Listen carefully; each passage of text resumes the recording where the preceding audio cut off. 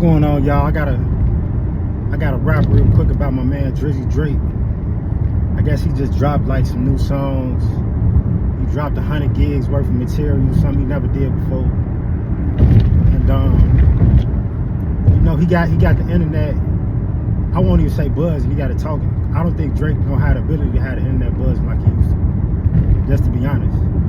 And that's what I want to really talk about real quick. Like, I've always been a big Drake fan. I've always followed him. I'm talking about since I was a freshman in high school. You know what I'm saying? Before people knew who he was, I'm like, man, this nigga, he next up, and he was. You know what I'm saying? He went on a ridiculous run. You know what I'm saying? So I've always been a Drake supporter up until the time I saw Drake in concert, which was the first time I seen him in concert was last year. I saw him it was all a Blur tour. And that tour even looks different to me now, because I wonder why he went on tour for so long. And I'm going to talk about that, you know what I'm saying? Because I got an idea, you know what I'm saying? But I've always been a Drake supporter, I've always been a Drake fan, up until I saw him in concert. And after that day, which was August of last year, August 2023, I'll probably see if I can throw that video up. Ever since then, I never looked at him the same.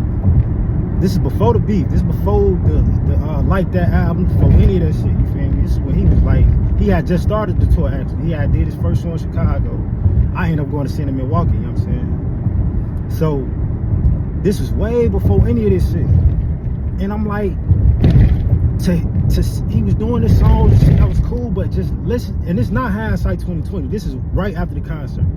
I'm like, watching him how he move, how he talk, because he talk a lot throughout the show. He talked to the crowd and all that shit. I'm like, this nigga weird as hell, bro. This nigga weird as a motherfucker. This guy, he corny as hell. Drake is really corny, like for real, if you hear him talk. And that's the thing. He sounds very suburban. He sounds very European, honestly, when you hear his natural voice. So he sounds completely different than how he does when he rapping. That's why Kendrick always saying you can't. Ain't no accents you can sell me. Drake uses the accent to rap. He does not. The way he talk and the way he rap is completely different. Listen to this man in concert. If you watch the interview with his, if you can't, ain't no telling him they're gonna go on concert again, but on tour again. But he talks completely different than how he rap. You know what I'm saying? I wanted to know these either. I was close. You know what I'm saying? I can hear him well. You know what I mean? So after that concert, I'm like, bro, this nigga corny as hell. Drake corny. My fandom, my desire to listen to his music, it just started dwindling. Like, I'm like, I don't even believe him no more. And there's nothing wrong with talking like you grew up in the suburbs, or talking like you grew up around white folks if you black. I don't believe it's a such thing as talking white. You would just talk based on how you heard people speak in your upbringing. That's just natural. You're gonna talk, you're gonna imitate those around you. That's what we do as humans. So I don't care about somebody talking like they grew up in the burbs. And I got a code switch sometimes if I'm talking to certain white people, you know what I'm saying? That's not cool, but that's a whole nother conversation. But it is what it is, you know what I mean? I may sound like I talk proper to somebody from the trenches, you know what I'm saying? I know I do, you know what I'm saying? Sometimes, so I'm not that, oh, he talking white. I'm not saying that. I think that's ignorant to say some shit like that. However, if that's where you from, if that's the lingo, the suburban European kind of fuel lingo, if that's how you rocking, you shouldn't be trying to act like you not. You shouldn't be talking about sticks and everybody got a stick, we don't run phase. And I like that song. That's that Jumbotron Pump. That was my shit. But after I heard him talk, it kind of, I got disillusioned. And what I mean by that, after I heard Drake talk, I got disillusioned. I realized that this guy is really an actor. Because one of my pet peeves about people was people who act like they went through something that really ain't gone through nothing. Because it's known, even if it's not verbalized a lot, people that experience trauma, people that's from the hood, people that's from difficult backgrounds, that came from a difficult background, they tend to have more character. They tend to have more resilience, and they tend to get more respect because of that. You know what I'm saying? Even if it's not, I feel like that's not spoken about a lot, because we wonder why is it so popular? a dude from the hood that made it so popular? You know what I'm saying? Why a woman from, unfortunate upbringings, unfortunate background, when she making it so popular? You know what I'm saying? Why is that such a great story? Because just the human mind knows that to deal with adversity, to deal with trials and tribulation, it builds a lot of character, it builds a lot of strength. You know what I'm saying? And that's desirable, because that means you have a better chance to navigate through life. You have a better chance to survive. You know what I mean? So that's why people want to seem like they went through something. They want to act like they from the hood when they really ain't.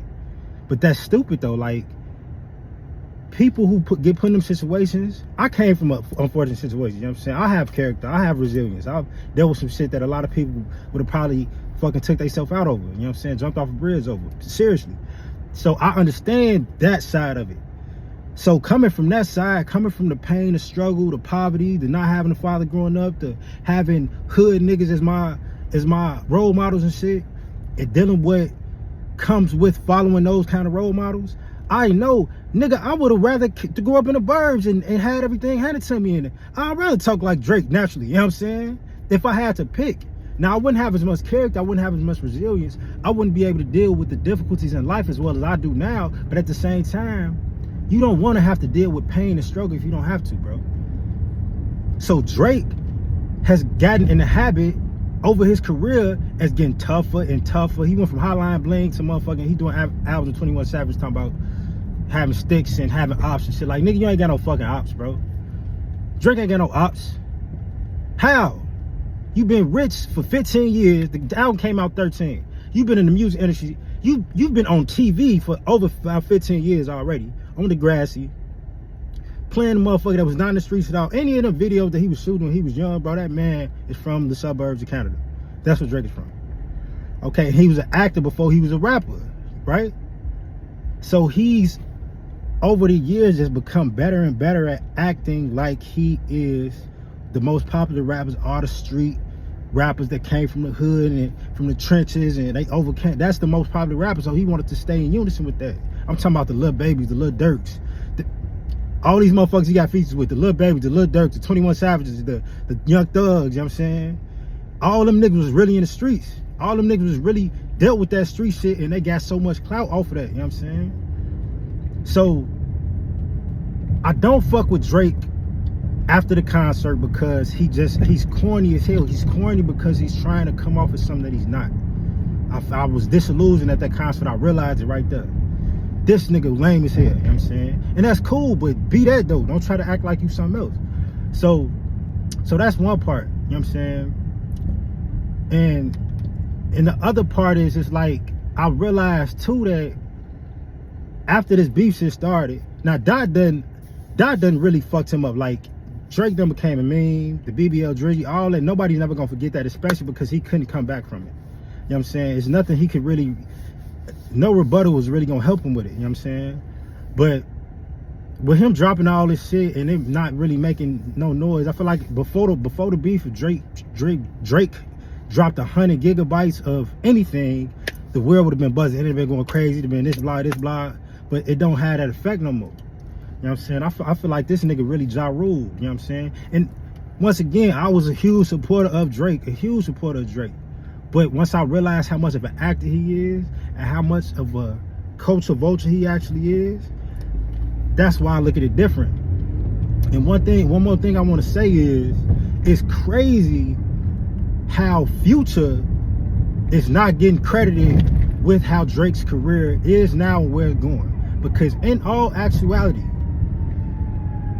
I feel like Drake is gonna end up Ja Rule at the end of this. Not in the sense of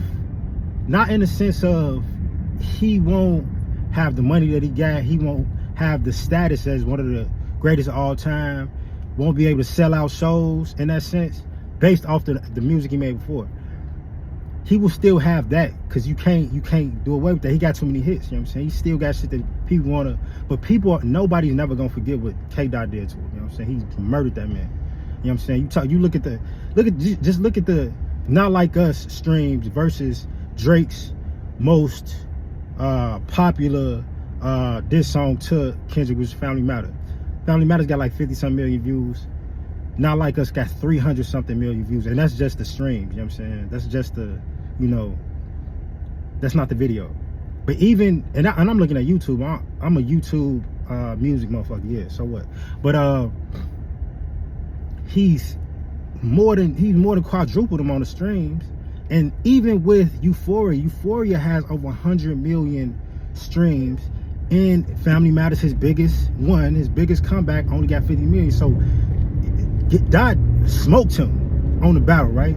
Dot got the whole world crip walking and whatever walking, you know what I'm saying, to this motherfucking They Not Like Us. They Not Like, that's all on the radio. It's a radio hit, you know what I'm saying? Never before has a diss song gotten this popular, right? So Dot really smoked him, right? However, if we talk about the death of the old Drake, I feel like the person that really killed him, was Future. Future really killed Drake. Future really fucked Drake's trajectory up. Drake on a down run now. He's on a downturn now. And I'm not happy about that. I'm not saying, hell yeah, this nigga lose. I'm not no hating ass nigga. There's some people out here that just want to see Drake lose just because he was so big. Hell no. I want the best person to keep winning. If you the best rapper, if you the most authentic rapper, the best anything, the most authentic anything, I want you to win. But Drake obviously is not authentic. And he's not the best because it's coming out now how many people's writing all his music. Some of his favorite songs, I'm finding out that other people wrote. Mob Ties, somebody else wrote that. Vori wrote that. Mob Ties, that's that shit. And I Got Ties, and that's that shit. He didn't even write that. And that was like a comeback on some diss shit, you feel me? He didn't even write that. So, Jumbotron Shit Poppin', Yachty wrote that. Or he performed or somebody, that's one of my favorite reasons. So you didn't write that neither, nigga? So you're not authentic. You're not even writing your own shit. So he's not authentic. And he's not the best. Obviously, Kendrick Lamar is a way better lyricist than him. So I'm saying that because, like, I don't want it to seem like, oh, I'm just happy Drake losing because I hate light-skinned niggas and I'm tired of niggas that be winning. They need to start losing. No, none of that. I support all winning, period. You know what I'm saying? Whoever you is, you know what I'm saying? But the thing about Drake is he's on his way down, not really just because of what Kendrick did. Like, I feel like Kendrick put him in the coffin and he's put nails on that motherfucker. Like, when Kendrick drop another album, if it go crazy, it's gonna be over with. You know what I'm saying? Which may happen soon. But Future killed Drake. The reason why Future killed Drake is because Drake's last 10 years of his career, which really made him Drake, was really made him that, okay, he can't lose. He's the biggest rapper ever. He got the most top 10 hits, the most #1 rapper, all this shit. What made him Drake really was last 10 years. What he been doing for the last 10 years. In the last 10 years of his career, he been going to Atlanta and staying relevant. He been riding that Atlanta wave. He been riding that Atlanta wave. So because he been riding that Atlanta wave, his career has climbed and climbed and climbed. He's put other people on that helped them climb. Lil Baby, 21, Thugs, Migo, all them. Like, if he had not, it's not hard to believe and say and call out his facts. If Drake had not had the runs that he did with them people in Atlanta, the album he did with Future, if he didn't have those, one of his biggest songs ever, Working on the Weekend as usual, going off with Future, if he didn't have those connections, he wouldn't be where he at right now. So what motherfuckers don't realize about Future is the GOAT in Atlanta on the rap side. Now, we had Atlanta been popping on the rap side, but the person that really took Atlanta mainstream, that really had the world realize who Atlanta is, the most influence on all the rappers, on the Lil Babies, on the Young Thugs, on the 21 Savages, is Future. Future is the GOAT down there. So if Future say, I ain't fucking with you, people forgetting that he dropped 2 huge disses get Drake. It's not getting as much credit because of how Dot coming, and Dot is just a bigger artist. But Future dropped 2 diss tracks, albums against Drake, with everybody that don't fuck with Drake on. He got A$AP Rocky on there. He got The Weeknd on there. He got Rick Ross on there. He put even Cole on there. After Cole tried to get on some diss shit with Kendrick, he apologized. He even got Cole on there. Future's authentic. Future really from the hood. Future really got that character. And it's all about authenticity now. Future really got the lingo, and he don't change how he talk when he rapping. He got his rap persona and his rap lingo, but at the same time, like he's not putting on an act for nobody like Drake is. He's the GOAT of Atlanta. He got the authenticity, and he's saying, we don't trust this nigga, we don't fuck with you going forward. Because up until last year, Drake, one of Drake's biggest albums, Her Loss with 21 Savage, highly influenced by Atlanta.